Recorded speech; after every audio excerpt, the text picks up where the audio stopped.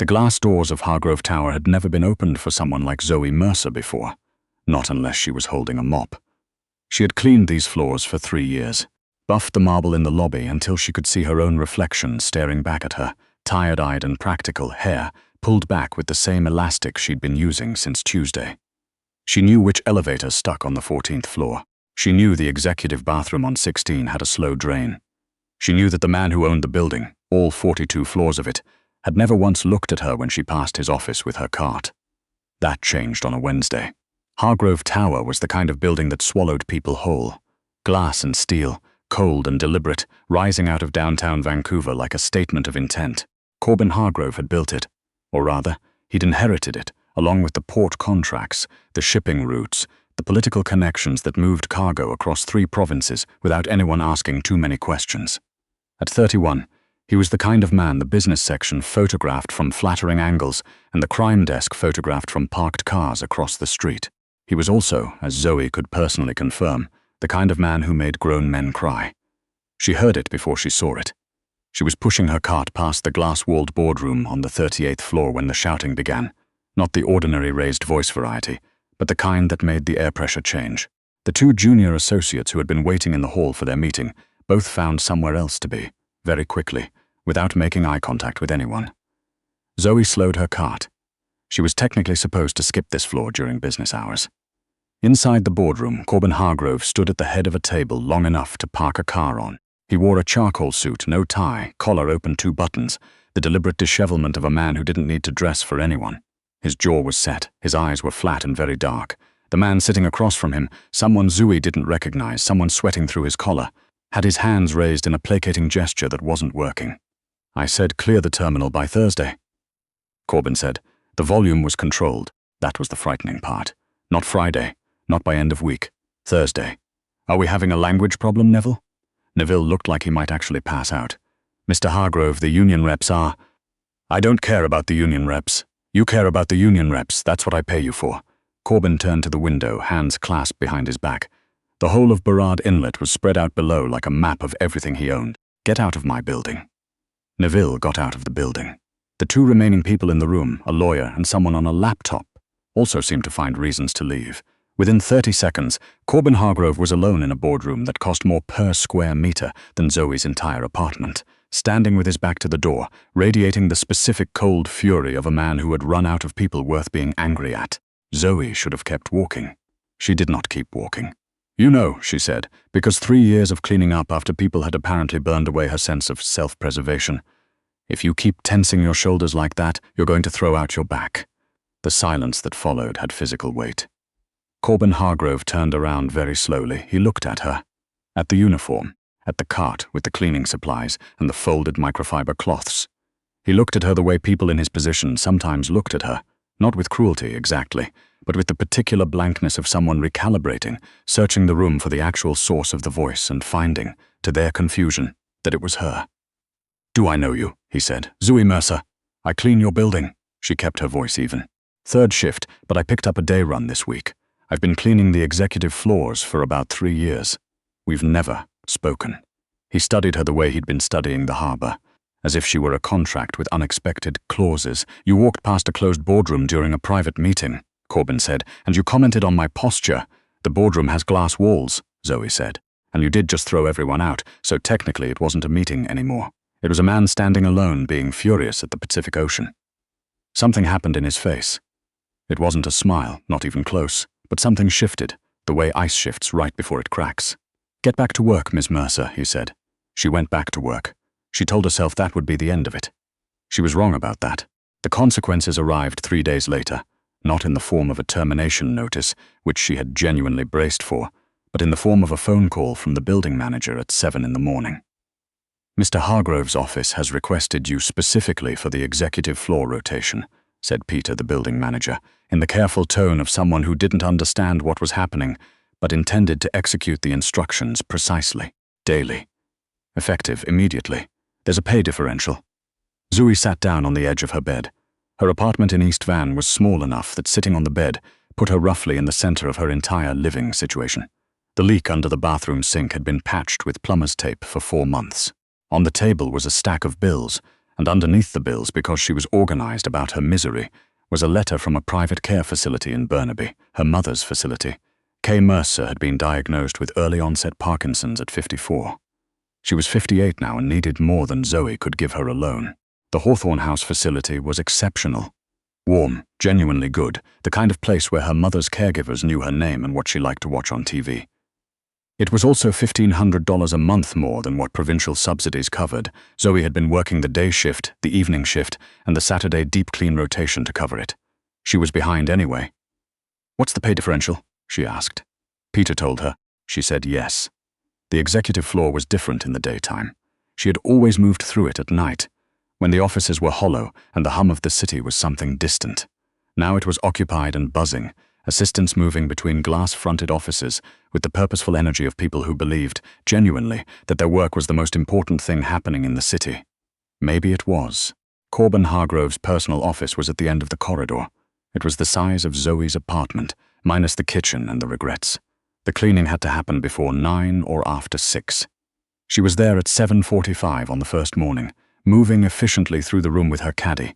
When she heard his voice from the doorway, "You took the rotation." She didn't stop polishing the credenza. "You offered a pay differential?" "I offered more than the standard rate." "Yes, you didn't ask why." Zoe straightened up and turned around. He was leaning in the doorway in a dark jacket and no coffee, which struck her as a significant oversight for a man who looked like he'd been awake since 4. "I assumed it was because you want clean floors and you're rich enough to pay well for things you want. Was I wrong?" He watched her for a moment. "How long have you been doing this kind of work? In this building?" 3 years. "Before that, I cleaned offices downtown, and before that, I cleaned rooms at a hotel in Whistler." She picked up her caddy. "I'm good at it. I'm discreet. I'm fast, and I don't bother people who don't want to be bothered." "But you bothered me. You had dismissed everyone in the room and you were strangling the Pacific Ocean with your eyes," Zoe said. Somebody had to say something. The corner of his mouth moved. Something adjacent to one. "My assistant keeps your schedule," he said. "If I need the space cleared, you'll get a text. I may work early or late. I don't keep regular hours." "Noted." "And Miss Mercer." She was already moving toward the door. His voice stopped her. "If I look tense, you don't have to comment on it." "Noted," she said again, and meant it slightly less than the first time. The first 2 weeks were a negotiation conducted entirely without words. He worked brutal hours. She knew because she tracked the rotation around his schedule, and it kept moving. He sometimes ate lunch at his desk, and sometimes didn't eat at all. He didn't let people hover. His personal assistant, a young man named Gus, who Zoe privately thought deserved hazard pay, had developed the ability to communicate entire complex messages via a system of careful nods and the precise angle of documents placed on the edge of the desk.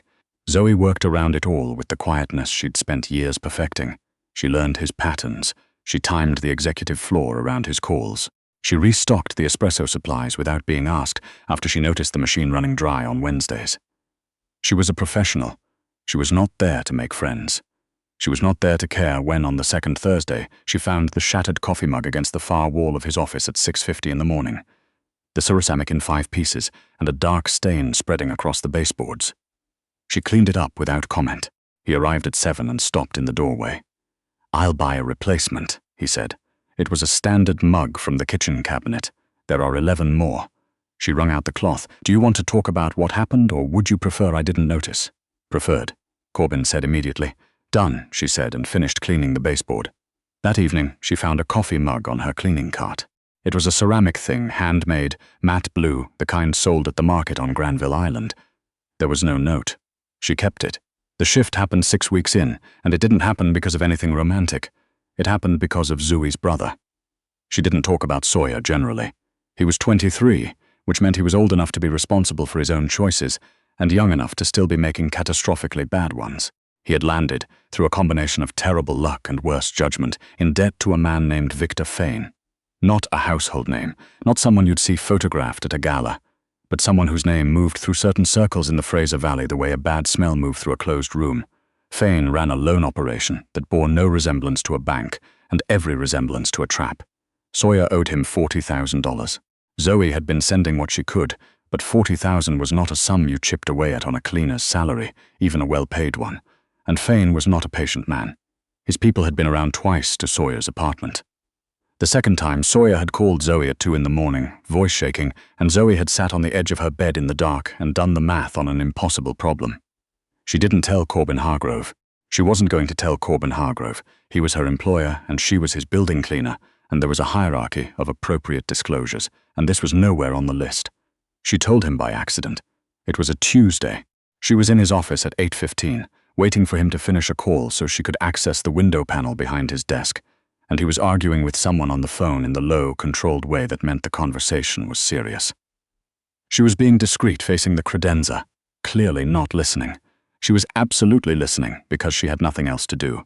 "I don't care who Fane has paid off," Corbin was saying. "He doesn't move through the port, not one container. Tell Dermot I'll handle the union contact directly." A pause. "No, this isn't a negotiation. Fane is finished in this city. He just doesn't know it yet." Zoe's cloth stopped moving.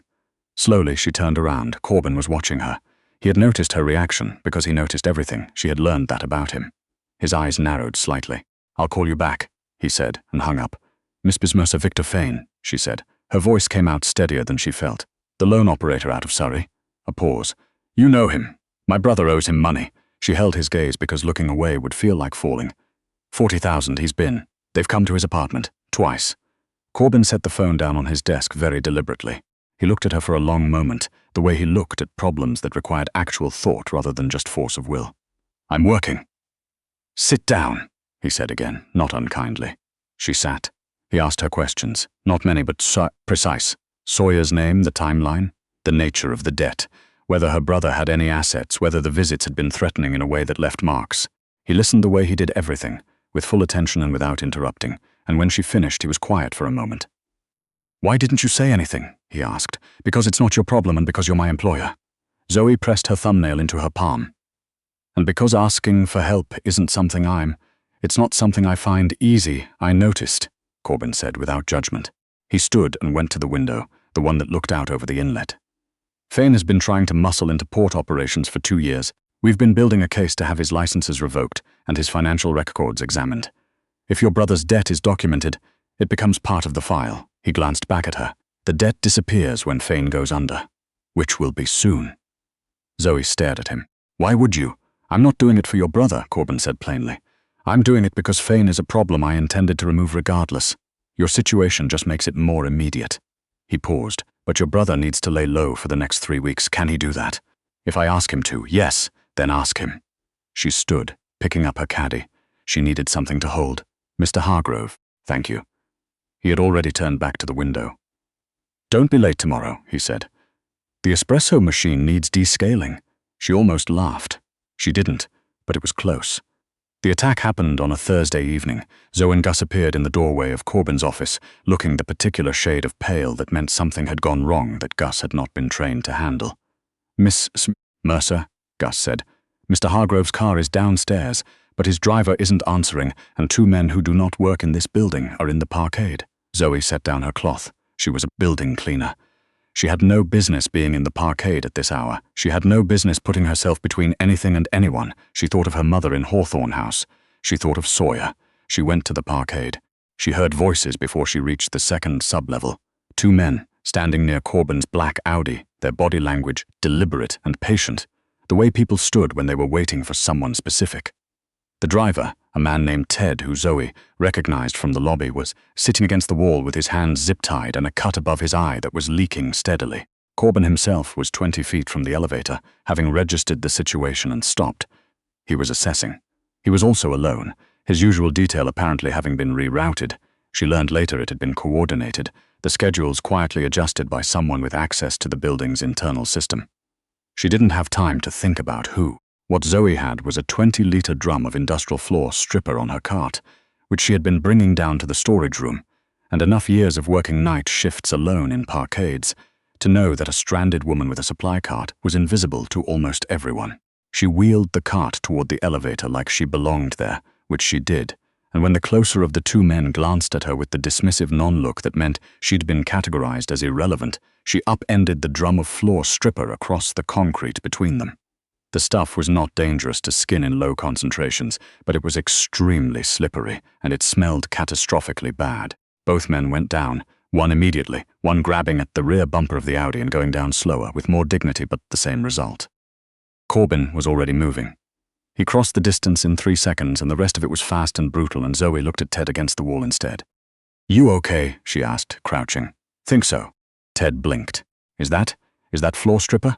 "It's what I had." 2 of Corbin's security team arrived from the stairwell 40 seconds later, which was 40 seconds too late. Corbin crossed to Zoe. He was breathing slightly harder than usual. His jacket was torn at the shoulder. He looked at her, then at the upended drum, then back at her. "You used cleaning supplies," he said. "I work in maintenance," Zoe said. "These are my tools." Something moved across his face. Not the almost smile, something more complicated than that. He reached out and tucked a strand of hair behind her ear that had come loose when she'd been hauling the drum. It was such an unexpected gesture, so out of character with everything she thought she understood about him, that she forgot briefly how to form a sentence. "You could have left," Corbin said quietly. "You should have left. Ted was zip-tied to a wall," Zoe said. "I wasn't going to leave tonight," he said, and his hand dropped. The professional mask came back, but it took a moment longer than usual. "Let's get upstairs." They didn't go back to his office. The attack had been too precise. Someone had known the route, known the timing, known that the security detail would be thin on a Thursday evening.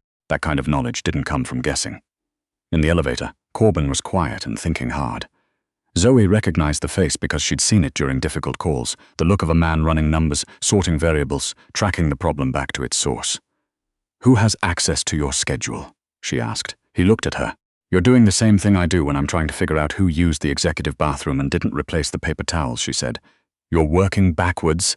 Who knows your Thursday evening routine? My assistant, my security lead, my operations director." He paused. "And my which one are you landing on?" Another pause. Longer. "My COO has been with the company for 9 years. That's not an answer." Corbin looked at the elevator doors. "Alderman," he said quietly. The name of a man she'd seen in the building, silver-haired, always impeccably dressed, the kind of man whose handshake lasted exactly the right amount of time. "He's been running a parallel conversation with our competitors for 6 months. I have the documentation. I've been building the case before moving." His jaw tightened. "I waited too long? Why? Because I trusted him?" Corbin said, in a tone that made it sound like an admission he hadn't planned to make. The elevator opened. The confrontation happened the next morning in the boardroom with the long table and the harbor view, the same room where Zoe had first spoken to him. She wasn't there for it. She was running her rotation 1 floor below. But she heard it secondhand from Gus, who had needed to sit down afterward. Alderman had tried to bluff. He had produced documentation of his own, a reverse frame, suggesting that an external contractor with access to the executive floors had been passing information to the competing firm. The documentation pointed, very neatly, to Zoe. Gus had come to find her at 11 o'clock in the morning. She had been cleaning the boardroom, the very one, because the universe had a very specific sense of humor. "Mr. Hargrove wants to see you," Gus said, and he had the grace to look miserable about it. She went. Corbin was standing at the window. Alderman was there seated, his expression composed. 2 other men she didn't know, presumably legal. The room had the exact atmospheric quality of a trap. Alderman laid out the case calmly. Access logs showing her badge on floors she claimed not to have visited. A financial transfer to an account in her name. An account she didn't recognize. A phone call record from a number she had never used. Zoe stood in the middle of the room and listened to the construction of a version of her life she didn't recognize. When he finished, she turned to Corbin. He was looking at the documents. He had not looked at her. "Mr. Hargrove," she said. He looked up. His expression was the one she had been dreading. Not angry, but closed. The way it had been before she'd known him. The blankness of a man who didn't know her. He said, "I understand." Her voice was very even. She had practice with keeping her voice even. "But I'd like to say one thing before you do." He waited. "You know the floor rotation. You know I was in the parkade Thursday because I was bringing the drum to storage. The room it came from is logged in the supply system. If I were feeding information to someone, I wouldn't have been in that parkade. I would have let them handle it." She met his eyes. "Check the metadata on those transfer documents. The timestamp will be wrong. You'll know why."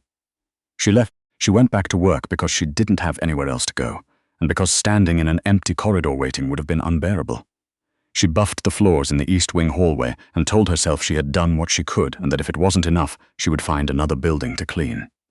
Her phone rang at 2 in the afternoon. "The metadata on the transfer document was generated this morning," Corbin said, without preamble. "The account was opened yesterday. The badge logs are real, but the times correspond to elevator access during a fire drill 3 months ago. Your badge was cloned. Zoe sat down on the floor of the East Wing hallway. Alderman, she said. Yes, he's been planning this for a while, for longer than I'd like to admit. A pause, the particular silence of a man choosing his next words very carefully. I'm sorry, Miss Mercer. I should not have let you leave that room without saying so. She pressed the back of her hand against her mouth for a moment. You were looking at documentation. I was also looking at you, Corbin said quietly. I knew. I needed the proof in my hand before I said it out loud. That was wrong. I know you're not. I know, she exhaled, long, slow, shaky at the edges. Where is Alderman now, she asked. In a room with my lawyer and a very detailed summary of 9 years of lateral dealing, Corbin said. He won't be leaving the building as a free man. Good. Another pause. Are you all right? Zoe said honestly. But I will be. I'm very good at being fine. I've noticed, he said. And then quietly, go home, Zoe. Take the rest of the day. I'll have Gus adjust the rotation. It was the first time he had used her first name. She went home. She sat in her small apartment and looked at the bills on the table and the letter from Hawthorne House and thought about all the ways today could have ended differently. Then she called her brother. 3 more weeks, she told Sawyer. Stay in, stay quiet. I mean it, are you okay? Sawyer asked. He had their mother's gift for reading her voice. Getting there, she said. The recovery. Of what, exactly, she wasn't sure. But something needed recovering. Took about 2 weeks. Alderman was removed. Quietly and comprehensively, in the way that wealthy men with skilled lawyers and serious documentation managed to remove other wealthy men with things to hide. Fane's financial operation collapsed under an audit that Zoe understood without being told had been accelerated. Sawyer's debt vanished from the file as though it had never been recorded, which Corbin told her over the phone, briefly and factually, as though reporting a weather change. She thanked him. He said, The espresso machine is running fine. Gus learned to descale it. She said, Good. That means you're capable of institutional learning. His exhale was almost a laugh. Things were different after that. Not obvious, not announced, but different in the way that rooms are different once you've moved the furniture, even if you've moved it back. She knew where the edges were now. She knew how to read the angle of his shoulders when a call had gone badly. She knew he didn't eat when he was deep in a problem, and that he'd eat whatever she left on the corner of the credenza without comment, as though it had simply appeared there by the natural order of things. He knew she took her coffee with too much milk and not enough sugar, and that she preferred the east-facing windows in the morning, and that she would never ask for anything she needed, but would accept it if it was simply provided. He started providing. It wasn't a conversation. It was a slow rearrangement of how they occupied the same space. It was him staying in the office instead of leaving when she arrived. It was her stopping to answer a question. First about logistics, then about other things. And staying longer and longer, until leaving felt like interrupting something. It was a Tuesday morning in March when she came in and found him already there, jacket off, looking out at the inlet the way he sometimes looked at complicated problems. He had a coffee in his hand. There was a second one on the credenza. She picked it up. My mother asked about you, she said. He turned. What, I visit on Sundays. She's sharp, her mind is still very clear, it's the rest of her that's slower. She asked who had me looking less tired. Zoe wrapped her hands around the mug. I told her it was complicated. Corbin was quiet for a moment. What did she say? She said complicated is just simple with more steps. Zoe looked into her coffee. She's also on a lot of medication, so I took that with some latitude. The laugh, when it came, was real. The same one she'd heard once before, startled out of him in the parkade when she'd said something about Ted. It transformed his face completely, the way sunlight through cloud cover transformed the harbor from grey to blue. I'd like to meet her, Corbin said. Zoe looked up. He was watching her with the directness he brought to everything that mattered to him, the same clarity he gave to contracts and crisis calls, and the precise moment when a problem needed to be addressed rather than managed. She'll have opinions, Zoe warned. I have a high tolerance for opinions, Corbin said. She'll want to know your intentions. Then I should have a clear answer ready. Zoe held his gaze. Her heart was doing something inconvenient, and she was choosing not to acknowledge it until she had more information. Do you? Corbin crossed the room.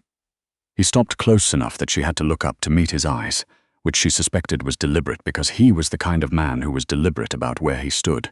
You cleaned my floors for 3 years, he said, and then you told me I was strangling the Pacific Ocean, and then you upended 20 liters of floor stripper on 2 armed men in my parkade and asked if Ted was okay. He looked at her steadily. I'd say my intentions are fairly obvious. I'd like you to say them out loud anyway, Zoe said. I'm very literal. He took the coffee gently from her hand and set it back on the credenza, and when he turned back he was almost smiling. The real version, finally, that she had been catching the edges of for months. "Come to dinner with me," he said. "Somewhere that isn't this office, and then we'll visit your mother on Sunday, and I'll answer every question she asks, and we'll go from there." Zoe considered this for a moment. "You'll have to wear something that isn't charcoal," she said. "She likes color. I own a navy jacket. That'll do." Outside, Vancouver was doing the thing it did in early spring. The rain just light enough that the whole city looked washed and new, the mountains reappearing above the tree line, the inlet bright and restless. It was the kind of morning Zoe usually spent noticing through other people's windows. She turned back to the window now and looked out at it directly. 6 months later, Zoe Mercer walked into the Hargrove Tower lobby, and the woman at the front desk said good morning and meant it, which was the same as it had always been, because Zoe had always made a point of knowing the front desk woman's name. What was different was that she wasn't carrying a supply cart. She was carrying a leather folio and a coffee that was made exactly the way she liked it, which Corbin had made at the penthouse this morning before she left. Her mother was in the best room at Hawthorne House now, the one with the south-facing window, and she was doing well. Sawyer had started a refrigeration apprenticeship in Abbotsford, which was respectable and very far from the wrong people. The Fane situation was closed, documented, the subject of a provincial review that had pulled in several other operators along with it. Corbin was waiting in the lobby. He was wearing the navy jacket, which had become a recurring feature of Sundays, and he looked up from his phone when she came through the revolving doors. His expression when he saw her was still, after everything, the one she liked best, the unguarded version, the one that only appeared before the professional mask had time to reassemble. "The union reps are upstairs," he said as she reached him. "I know, I scheduled it." She fell into step beside him. "Try not to throw anyone out of the building before lunch. Statistically, I've improved. You threw out Neville last week. Neville is a separate data point." They stepped into the elevator. The doors closed. The building hummed around them, 42 floors of glass and steel and all the ordinary invisible work that kept it running. "Corbin," she said. He looked at her. "You know they're all still terrified of you," she said. "Half the tower thinks you turned human because of a corporate mindfulness initiative." He raised an eyebrow. "The other half," she said, watching the floor numbers climb, "thinks it was the cleaning lady." The corner of his mouth pulled up. "They're not wrong." The elevator opened on 38. "Ready?" she said. He offered his hand. She took it, and they walked out together into the floor she used to clean at night alone, which was behind her now, and ahead of her was something she had no better word for than this: impossible and entirely, stubbornly real.